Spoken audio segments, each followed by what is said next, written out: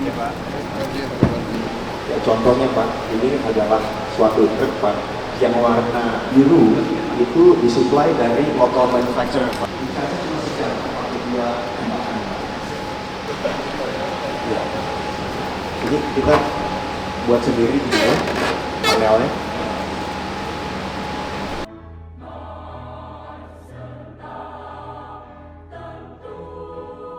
Presiden Republik Indonesia tiba di tempat acara.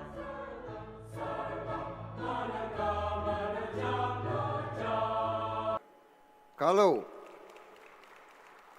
Jepang punya Isuzu, punya Hino, kalau Korea punya Hyundai, Daewoo, saya berharap berapa tahun lagi kita akan melihat Vector sebagai champion, salah satu champion dari Indonesia. Industrialisasi adalah bagian akhir ya, daripada suatu kebangkitan teknologi suatu bangsa. Teknologi harus diolah menjadi industri sehingga bermanfaat bagi suatu bangsa. Saya terus akan memantau progres saudara. Kalau ada kesulitan-kesulitan, saudara punya banyak jalur, sampaikan, kita akan selesaikan, karena ini saya anggap suatu industri yang sangat penting. Indonesia sedang bangkit. This giant is waking up. We will not be anymore the sleeping giant. We are rising.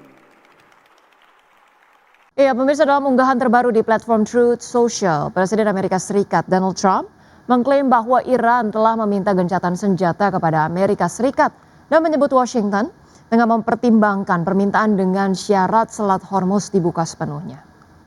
Ya, terkait hal tersebut, pemirsa, juru bicara Kementerian Luar Negeri Iran membantah klaim Trump dan menyebut permintaan ataupun pernyataan-permintaan gencatan senjata tidak benar dan tidak berdasar. Presiden Amerika Serikat Donald Trump mengklaim Iran telah meminta gencatan senjata kepada Amerika. Namun, menurut Trump, Washington baru akan mempertimbangkan permintaan tersebut setelah Selat Hormuz kembali aman dan terbuka untuk lalu lintas internasional. Pernyataan itu disampaikan Trump melalui unggahan di Truth Social pada Rabu 1 April 2026. Dalam postingannya, Trump menyebut presiden baru Iran yang lebih cerdas dan kurang radikal dibanding pendahulunya baru saja meminta gencatan senjata kepada Amerika Serikat. Meskipun ia tidak merinci kepada siapa tepatnya pembicaraan itu dilakukan. Sebelumnya, Trump juga sempat menyebut adanya presiden baru Iran dalam wawancara dengan Reuters yang merujuk pada Presiden Iran Masoud Pezeshkian yang mulai menjabat pada Juli 2024 serta pengangkatan pemimpin tertinggi baru Mojtaba Khamenei setelah ayahnya wafat akibat serangan udara. Namun juru bicara Kementerian Luar Negeri Iran membantah klaim Trump. Mereka menilai pernyataan soal permintaan gencatan senjata itu tidak benar dan tidak berdasar. Sementara itu, Trump menegaskan bahwa Amerika Serikat baru akan menanggapi permintaan gencatan senjata jika Selat Hormuz sudah bebas dan aman. Selat Hormuz sendiri merupakan jalur strategis global untuk pengiriman minyak, sehingga keamanan wilayah ini menjadi prioritas bagi Amerika Serikat dan sekutu internasional. Berbagai sumber IDX Channel. Pemirsa, Eropa berpotensi untuk mengalami resesi jika konflik Iran berlarut-larut dan harga minyak melonjak di atas $150 Amerika per barel. Pernyataan tersebut, pemirsa, diungkapkan oleh pembuat kebijakan European Central Bank, Yanis Stournaras, dalam wawancara terbaru dengan media. Adapun peringatan ini muncul di tengah meningkatnya kekhawatiran global terhadap dampak konflik Timur Tengah terhadap ekonomi dunia. Sementara itu, sebelumnya Bank of England menyebut perang Iran sebagai guncangan pasokan negatif yang signifikan bagi ekonomi global yang meningkatkan resiko terhadap stabilitas keuangan. Menurut Bank of England, kombinasi pertumbuhan yang melemah, inflasi yang meningkat, dan biaya pinjaman yang lebih tinggi dapat memicu tekanan bersamaan di berbagai sektor, mulai dari pasar, obligasi pemerintah, kemudian kredit swasta hingga valuasi saham teknologi Amerika Serikat. Adapun pemirsa, sebagai catatan, sejak serangan Amerika Serikat dan Israel terhadap Iran pada 28 Februari lalu, Gangguan di Selat Hormuz yang merupakan jalur utama sekitar 20% pasokan minyak dan gas dunia telah mendorong lonjakan harga energi secara global.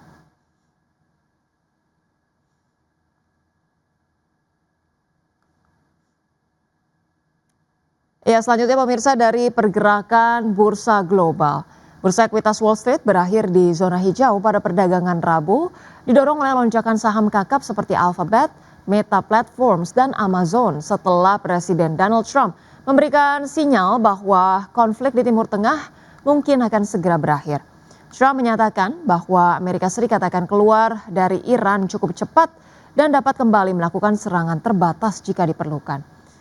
Pada penutupan perdagangan Rabu, pemirsa, indeks S&P 500 ditutup naik 0,72% ke level 7.579, indeks Nasdaq Composite melonjak 1,16% ke posisi 21.840 dan indeks Dow Jones Industrial Average meningkat 0,48% ke level 46.565.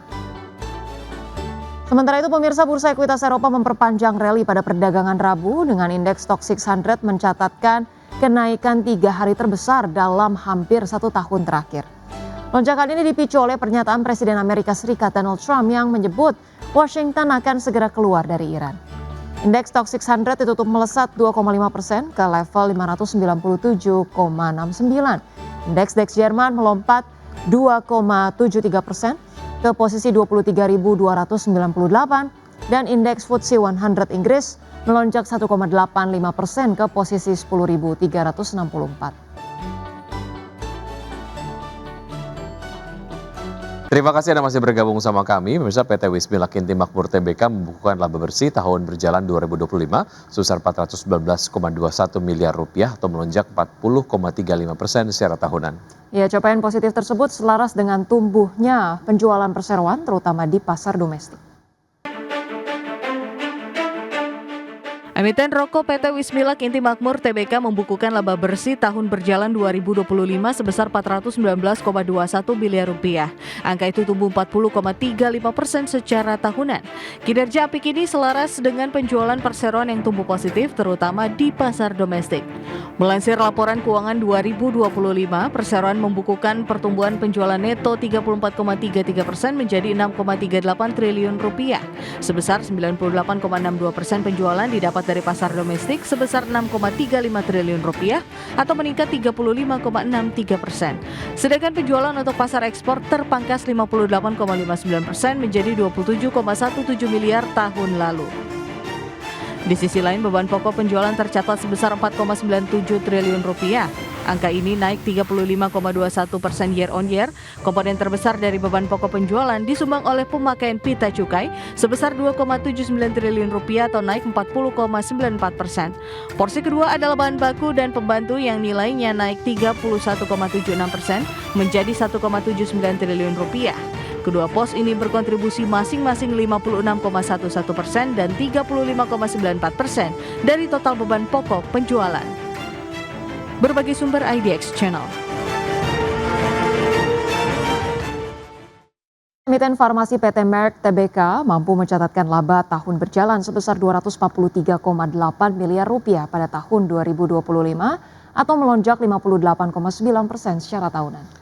Berdasarkan laporan keuangan, laba tahun berjalan tersebut meningkat dari realisasi 2024 yang hanya sebesar 193,46 miliar rupiah.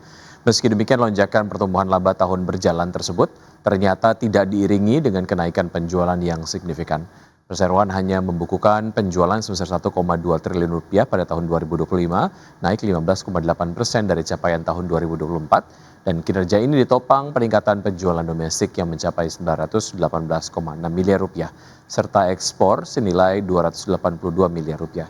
Dari sisi operasional, segmen kesehatan konsumen menjadi penyumbang laba terbesar dengan laba sebelum pajak dan beban keuangan 206,2 miliar rupiah, jauh di atas segmen biofarma sebesar 114,1 miliar rupiah. Ya, pendapatan PT Bukit Asam Persero Tbk atau PTBA sepanjang tahun 2025 terkoreksi tipis. Iya, namun tekanan harga batubara global membuat laba bersih turun signifikan. Pendapatan PT Bukit Asam Persero Tbk atau PTBA sepanjang tahun 2025 terkoreksi tipis. Namun tekanan harga batubara global membuat laba bersih turun signifikan. Pendapatan usaha PTBA tercatat sebesar 42,65 triliun rupiah, turun tipis 0,27% secara tahunan. Penjualan didominasi pasar domestik sebesar 54%, sementara 46% lainnya berasal dari ekspor ke sejumlah negara seperti Bangladesh, India, Vietnam, Korea Selatan, dan Filipina. Meski demikian, laba bersih turun dalam menjadi 2,93 triliun rupiah atau merosot 42,55%.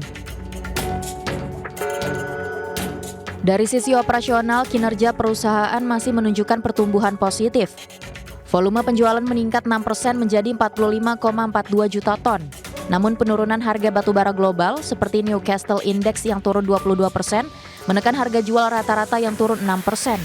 Di sisi lain, beban pokok pendapatan naik 5% seiring peningkatan produksi dan angkutan.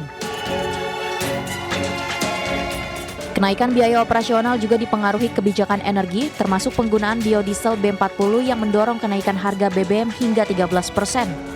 Kedepan, PTBA menargetkan produksi hampir 50 juta ton dengan belanja modal 3,64 triliun rupiah. Perusahaan optimistis dapat menjaga kinerja melalui efisiensi dan strategi pasar yang adaptif. Berbagai sumber IDX Channel.